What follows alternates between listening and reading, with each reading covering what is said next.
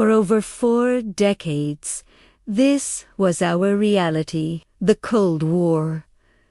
A conflict fought not with armies clashing on open fields, but with spies in the shadows, proxy wars in distant lands, and the constant, terrifying threat of mutually assured destruction. It was a war of nerves, a delicate and dangerous dance where one misstep could plunge the world into nuclear winter.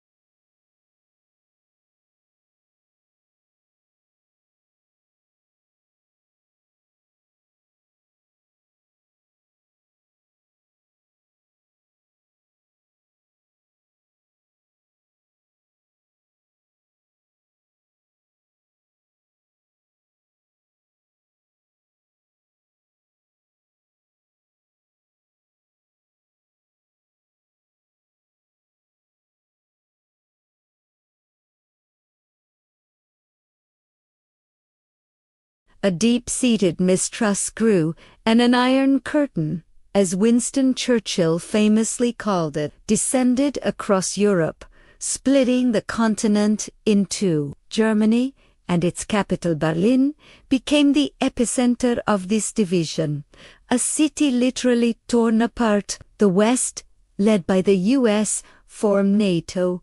The East, under the Soviet boot, created the Warsaw Pact. The battle lines were drawn. The world held its breath. The first real flashpoint came in 1948.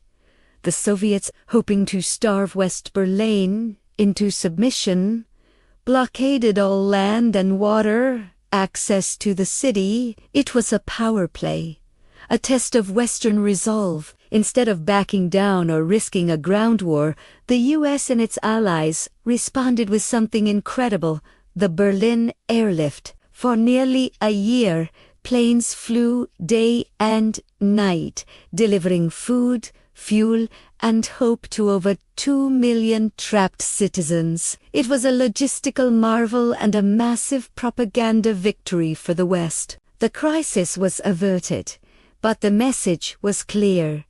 Neither side was willing to yield. The stage was set for even more dangerous confrontations. One of the most terrifying moments came in October 1962.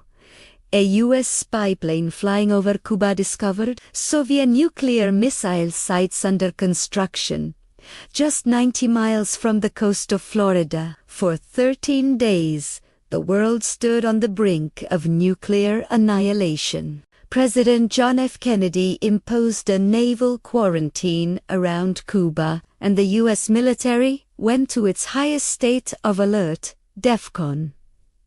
Thus one step short of nuclear war. Tense negotiations happened behind the scenes. Soviet ships carrying more missiles steamed towards the quarantine line. In the halls of power, generals on both sides were pushing for military action. A single shot, a single mistake, could have triggered an unstoppable chain reaction. We now know there was a Soviet submarine near the quarantine line armed with a nuclear torpedo, and its commanders were authorized to launch it if attacked. The world was saved by the thinnest of margins, by cool heads and a secret deal where the U.S. agreed to remove its own missiles from Turkey in exchange for the Soviets dismantling their sites in Cuba. The crisis ended, but it left a permanent scar on the global psyche. Everyone now understood just how close we were to the end.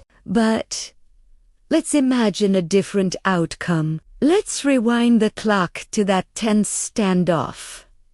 What if diplomacy failed? What if an overzealous commander, American or Soviet, decided to fire first? The scenario is horrifyingly plausible. A U.S. Navy ship, fires on a Soviet submarine, believing it's a conventional threat. The submarine, believing it's under attack, launches its nuclear torpedo.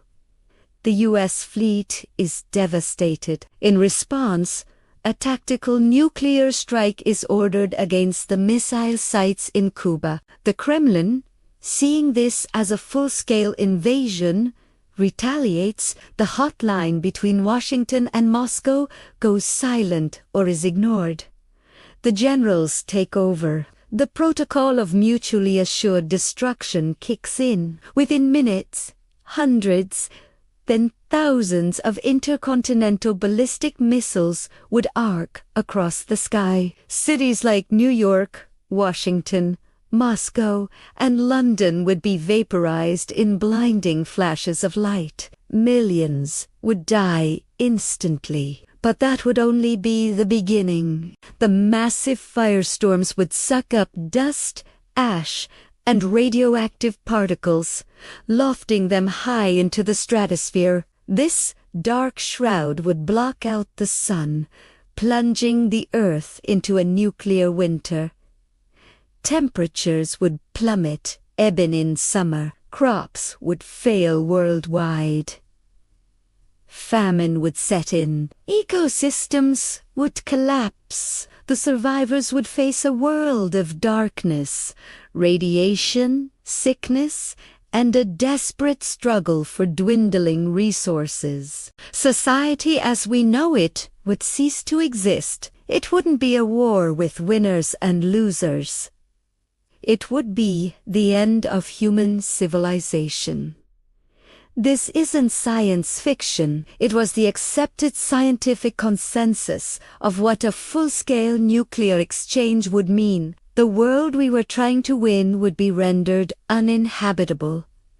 Even a limited nuclear war would have been catastrophic. Let's say the conflict was confined to Europe. The battleground would be Germany. Tactical nuclear weapons would obliterate advancing tank columns from both NATO and the Warsaw Pact.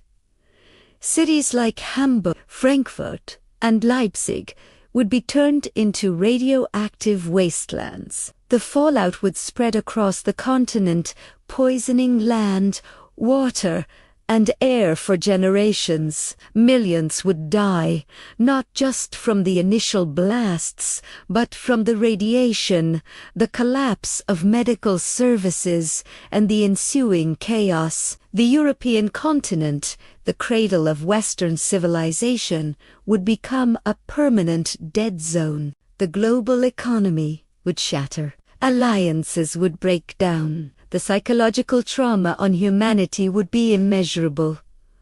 Would the conflict stop there?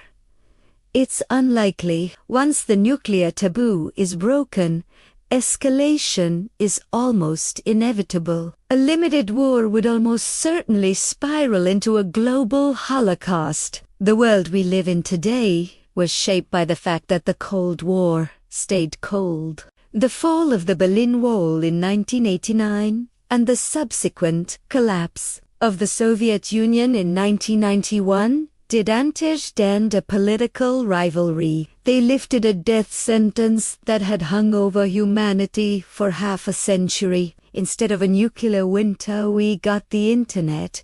Instead of fallout, we got globalization. The world that emerged was far from perfect, filled with new challenges and conflicts.